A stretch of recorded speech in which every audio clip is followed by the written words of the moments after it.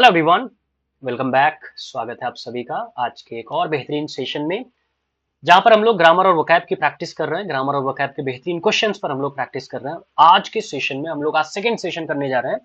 आज के सेशन में कुछ और बेहतरीन प्रश्नों से आपका पाला पड़ने वाला है ना। लास्ट सेशन में हमने अच्छे क्वेश्चन अटेम्प्ट किए थे और हमारा प्रयास भी अच्छा था। आज के सेशन में हम कुछ और बेहतरीन प्रश्नों पर डिस्कस करने चल रहे हैं और आज के सेशन में कुछ और बेहतरीन क्वेश्चन हम लोग डिस्कस करने चल रहे हैं।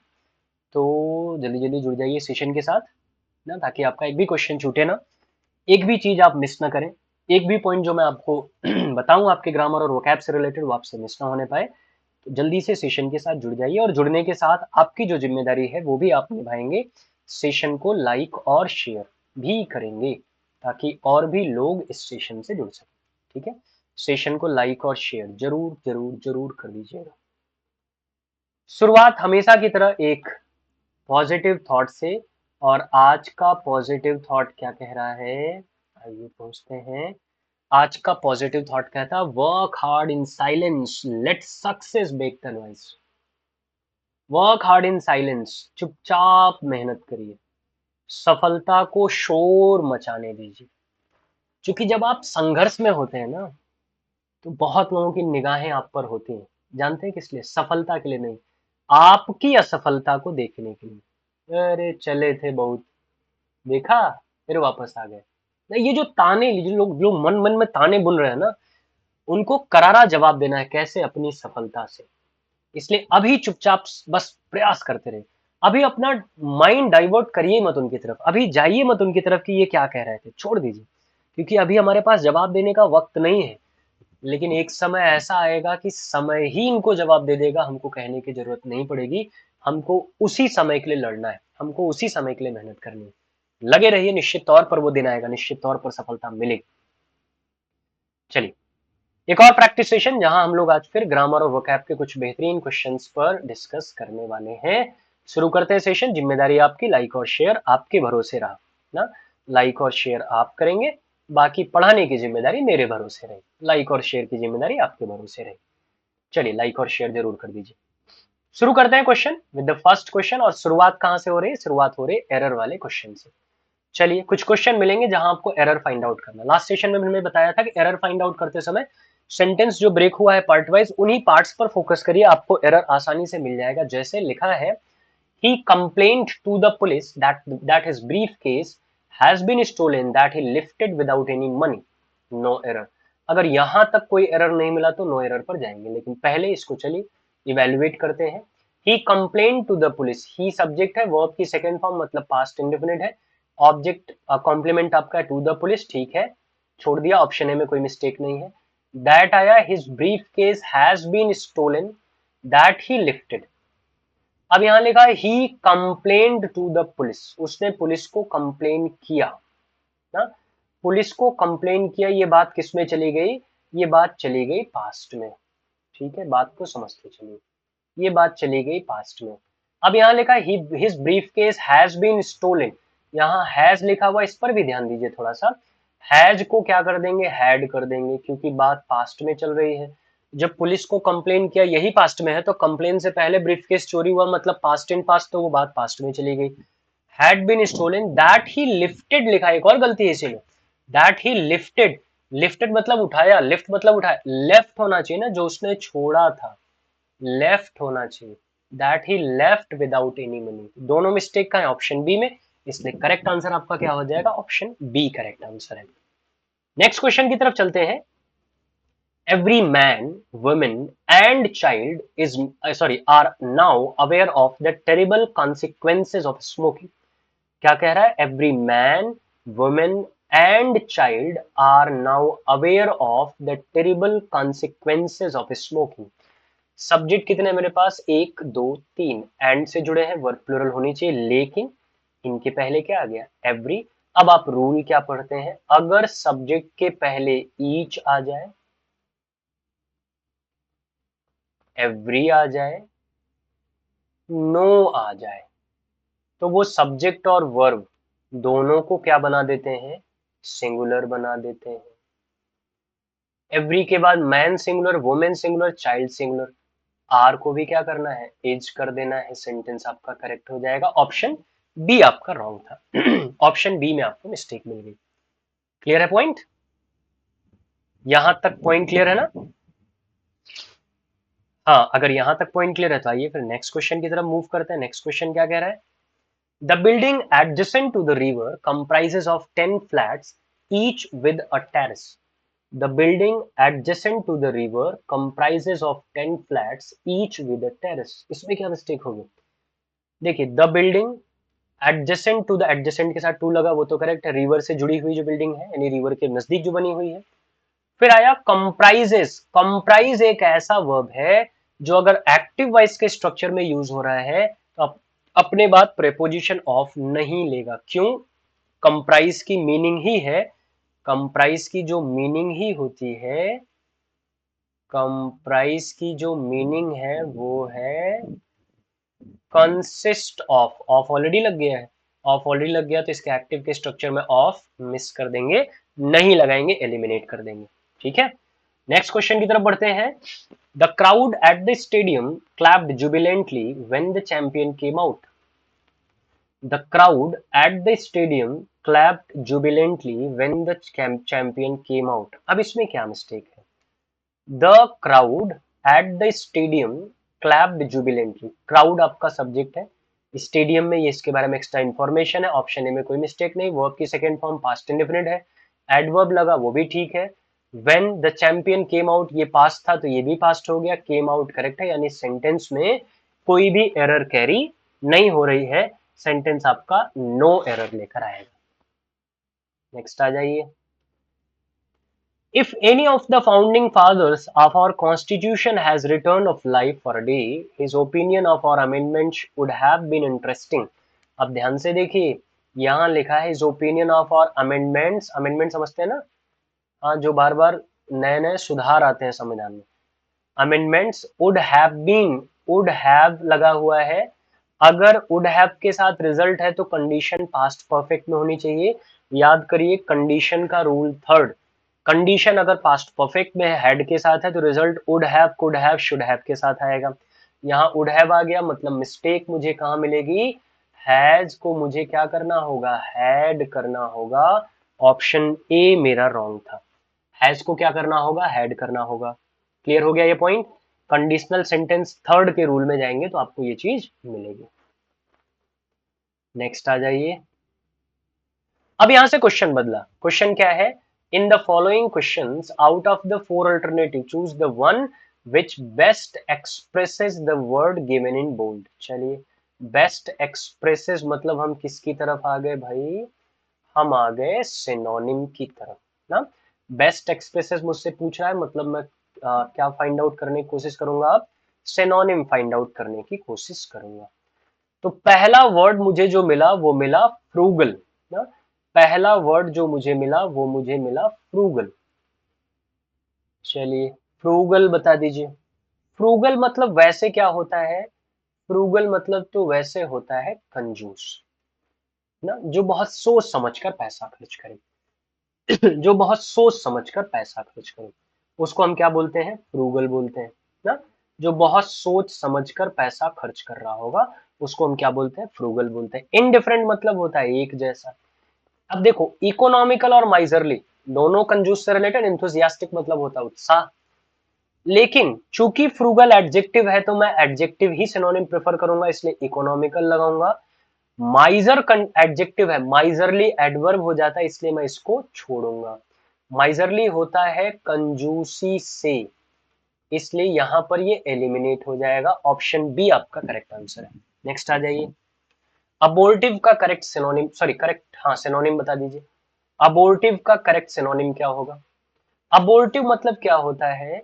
अबोर्टिव का मतलब होता है निष्फल, बेकार, यूजलेस। फैमिलियर का मतलब होता है परिचित, ये तो होगा नहीं। फ्रूटफुल मतलब होता है फायदेमंद, ये भी नहीं होगा। ये क्या हो जाएगा? ये तो एंटोनिम हो जाएगा, ढूंढ रहे हैं हम सिनोनिम। टेम्परेरी मतलब होता है क्षणिक, इसका तो कोई लेना देना नहीं। अनसक्सेसफुल, बिल्कुल आपके आंसर करेक्ट है, unsuccessful option B correct answer है।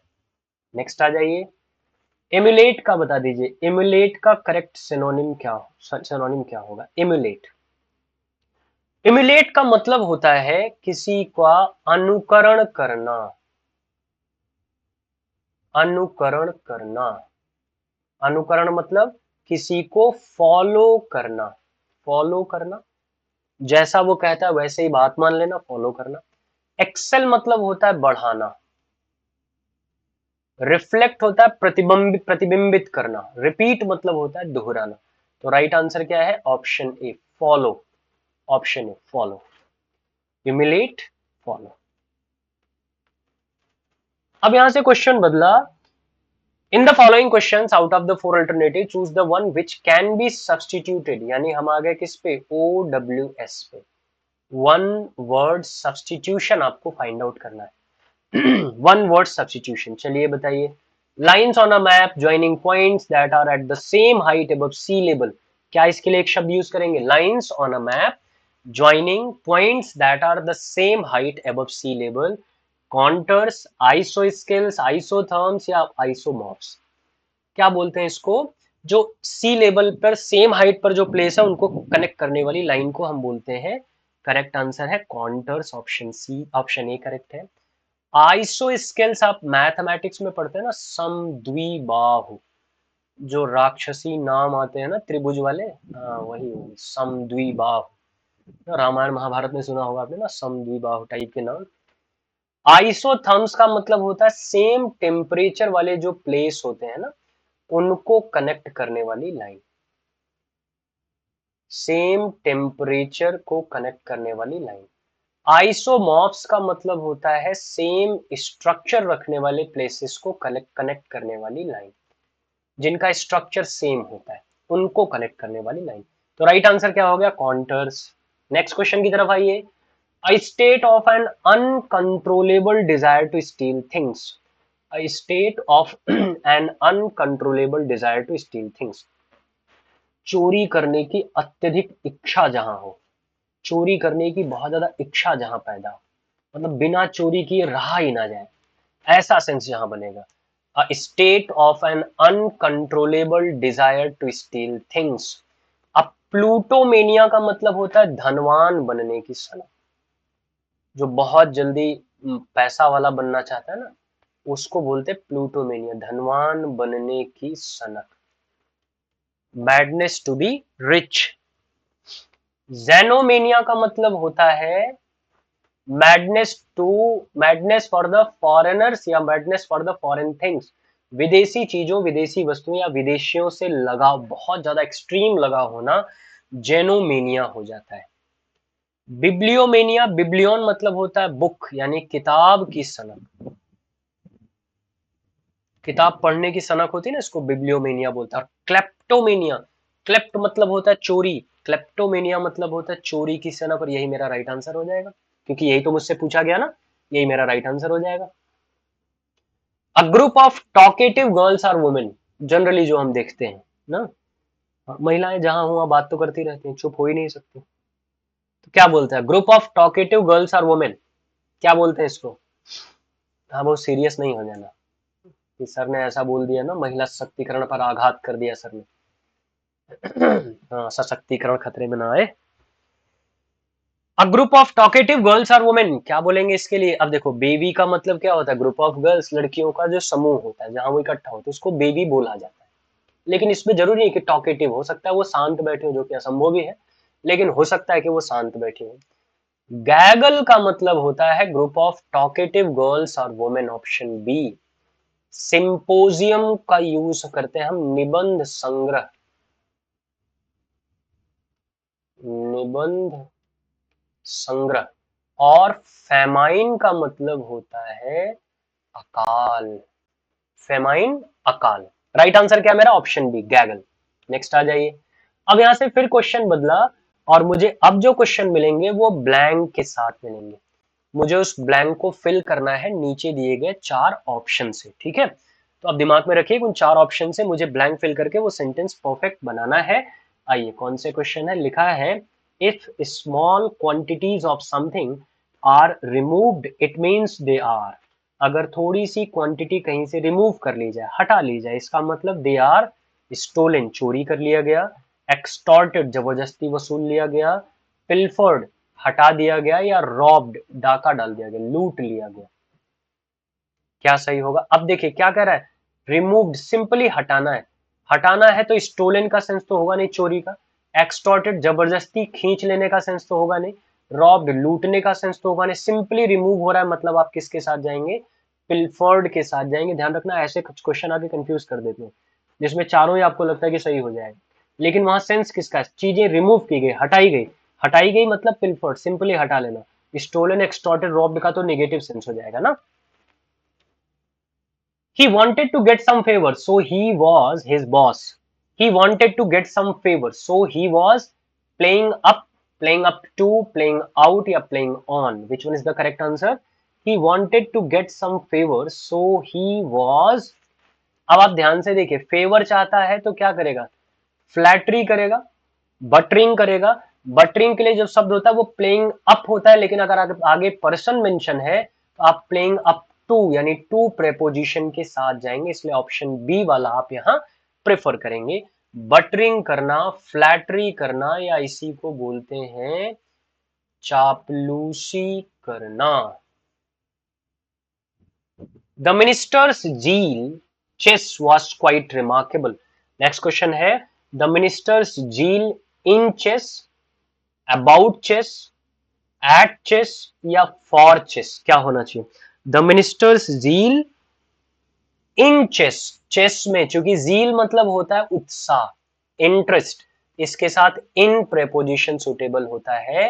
Minister's zeal in chess was quite remarkable ना, ध्यान देने होगे, बहुत ज्यादा इंटरेस्टेड है चेस गेम को लेकर। इनकरेक्ट हो गया। In the following questions, a part of the sentence is given in bold. Below are given alternative to that part as A, B, C, which may improve the sentence. Choose the correct alternative in case no improvement is needed. यानी आपको यहां से जो sentence मिला वो improvement का है, आपको इम्प्रूव करना है सेंटेंस को, ठीक है, आपको सेंटेंस को इम्प्रूव करना है। चलिए, he will phone as soon as he will arrive home, क्या मिस्टेक है? as soon as he will arrive home आपको इम्प्रूव करना है, as soon as he arrives home, as soon as he arrived home, as soon as he will be arriving home, या no improvement needed, क्या होना चाहिए? he will phone as soon as he will arrive home। अब आपको पता है जैसे ही as soon as लगा कंडीशनल सेंटेंस बन गया, और जैसे ही कंडीशनल सेंटेंस बना अब इसके बाद will नहीं चलेगा, प्रेजेंट इंडेफिनिट आ जाएगा, विल आपका हटेगा, अराइव की जगह अराइव्स हो जाएगा। ढूंढो किसमें है, as soon as he arrives home, यानी ऑप्शन ए करेक्ट है। कंडीशनल सेंटेंस वन का रूल यहां पर अप्लीकेबल होगा, कंडीशनल सेंटेंस वन का रूल, ठीक है। नेक्स्ट क्वेश्चन पे चलते हैं। नेक्स्ट क्वेश्चन पर चलने से पहले आपसे रिक्वेस्ट, जहां भी आप एक्टिव हैं वहां सेशन को शेयर जरूर कर दीजिए, लाइक भी सेशन को कर दीजिए और शेयर भी कर दीजिए। पहली बार चैनल पर है तो चैनल सब्सक्राइब भी कर लीजिए ताकि आप बेहतर वीडियोस आपको और भी मिलती रहें। नेक्स्ट क्वेश्चन की तरफ आइए। 5 years passed since his father died। 5 years passed since his father died। अब आइए, मुझे इसको इंप्रूव करना है, पास्ट सिंस को। मैं पास्ट फॉर करूं, हैव पास्ट फॉर करूं, हैव पास्ट सिंस करूं, या नो इंप्रूवमेंट। अब देखिए 5 years पास्ट अगला सेंटेंस है, और इस सेंटेंस के लिए ये टाइमिंग का काम कर रहा है, मतलब सिंस तो मेरा करेक्ट है, सिंस मैं रिमूव नहीं करूंगा, मुझे पास्ट के साथ देखना। आप चूंकि यहां पर लिखा है सिंस हिज फादर डाइड, तो यहां पर सेंस बनना चाहिए 5 years हैव पास्ट, अभी तक बीत चुका है, क्योंकि मैं अभी तक का सेंस लेके आऊंगा ना। जब मैं अभी तक का सेंस लेकर आऊंगा तो प्रेजेंट परफेक्ट मेरे लिए काम करेगा, मतलब मैं करेक्ट ऑप्शन यूज करूंगा, option C. 5 years have passed since his father died। 5 years have passed since his father died। Everybody thinks it is I who is to blame। Question next है, everybody thinks it is I who is to blame। Everybody thinks it is I who is to blame। अब इसको improve करिए, क्या होगा, आई लगा है subject, तो I who के बाद वर्ब आई रिस्पॉन्सिबल है, तो आई के साथ इज लगाते हैं या आई के साथ एम लगाते हैं, ऑब्वियस है आई के साथ एम आएगा, मतलब करेक्ट क्या बनेगा, everybody thinks it is I who am to blame, option B correct answer है, who am to blame, option B correct answer है। बहुत बढ़िया। बहुत अच्छे, बहुत अच्छे, बिल्कुल बेहतर परफॉर्मेंस आपका है, बिल्कुल। आइए नेक्स्ट क्वेश्चन की तरफ बढ़ते हैं। नेक्स्ट क्वेश्चन क्या कह रहा है, I have been using this bag for the last 5 years। अब मुझे इंप्रूव किसको करना है, for the last 5 years, I have been using this bag for the last 5 years। अब यहां बात समझिए, जैसे लिखा है टाइम, ठीक है, टाइम के पहले आ गया लास्ट, सिर्फ लास्ट आया, तो इसके पहले आना चाहिए क्या, सिंस आना चाहिए। जल्दीबाजी में डिसीजन नहीं, पहले पूरी बात सुनिए, ठीक है।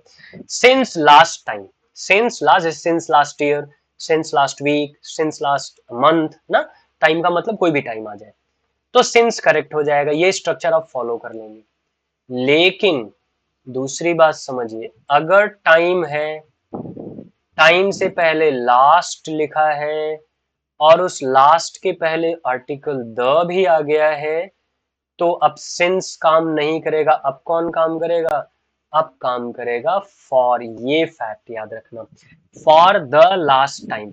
अब यहाँ फॉर सही है क्योंकि आगे द लिखा है, लास्ट लिखा है, टाइम लिखा है, तो मैं फॉर को सिंस में कन्वर्ट नहीं करूंगा, तो ये मेरा तो पहले, जैसे ये भी सही है, लेकिन मुझे जरूरत नहीं इंप्रूव करने क्योंकि मैंने जो लिखा है वो ऑलरेडी करेक्ट है। फॉर के बाद अगर द नहीं है तो फॉर वैसे भी नहीं होगा, गलत हो गया। सिंस के साथ द हो नहीं सकता है, मतलब बचा क्या, इंप्रूवमेंट आपको करने की जरूरत नहीं है, जो सेंटेंस लिखा है वही आपका क्या है, करेक्ट है। नेक्स्ट आ जाइए, ये फैक्ट याद रखना, ये टेंस में क्वेश्चन बनाता तो कंफ्यूज करता है, ठीक है। नेक्स्ट आ जाइए, the court has decided that he must give the dependent fooding and lodging. बहुत बार आपने देखा होगा होटल्स में या लॉजेस में लिखा रहता है fooding and lodging, lodging and fooding लिखा रहता है ना, अच्छे अच्छे होटल्स मैंने देखा लिखा फूडिंग एंड लॉजिंग लिखा होता है, लेकिन गलत है। क्यों, बात को समझिए क्यों गलत हो रहा है।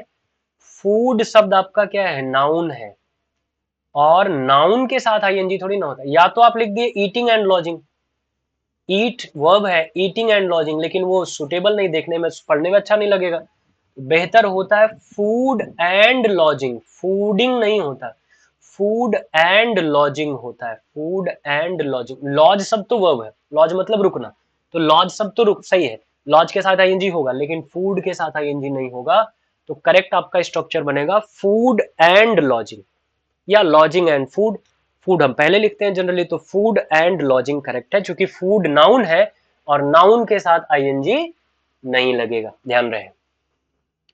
नेक्स्ट क्वेश्चन की तरफ आ जाइए, in the following questions 4 alternative are given to the idiom phrase. यहां से क्वेश्चन बदला, अब आपको मिलेगा इडियम्स एंड फ्रेज, और आपको इडियम्स एंड फ्रेज के लिए करेक्ट उसका सुटेबल ऑप्शन ढूंढना है, कौन उसको एक्सप्लेन कर रहा है उस इडियम और फ्रेज को, ठीक है। आइए देखते हैं, Ram has been finally selected as he come off with flying colours. Come off with flying colours बहुत फेमस इडियम है ना, बहुत बार यूज, किसी की सफलता पर हम इसको यूज करते हैं। कम ऑफ विद फ्लाइंग कलर्स का मतलब क्या हो गया, कंपनशेट नहीं, भर जाना भरना नहीं, अचीव क्रेडिटेबल सक्सेस, जो उसको सफलता चाहिए थी वो मिल जाना, come off with flying colours. Take care of मतलब देखभाल करना, टू एक्ट अनफेयरली गलत तरीके से व्यवहार करना। राइट आंसर मेरा क्या है, option B, achieve creditable success, correct answer हो जाएगा।